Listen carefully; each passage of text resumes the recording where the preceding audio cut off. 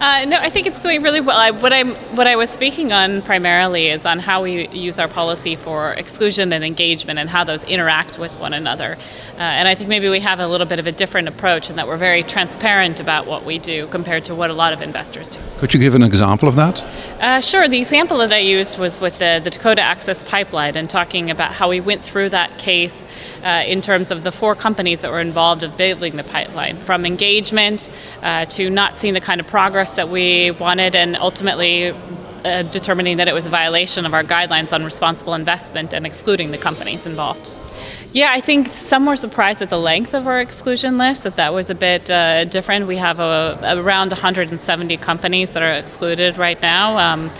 Coal is the largest single category. So that was one piece of feedback that I got. And also, I think one of the most interesting piece of feedback I got is just a lot of questions around what to do if you're a smaller pension fund. I mean, KLP has around 60 billion euro in assets, but a smaller fund may have different challenges in terms of addressing responsible investment. I think one thing that you can do is certainly work together with other investors to try to put forward the kind of change that you would like the company to make. There are often groups like sustainable investment forums within each country where investors can get together on that. Another policy that we often suggest is if you do nothing else, look at the exclusion list of something like the Government Pension Fund Global, and you can use that if you don't have the resources to do your own exclusion policy.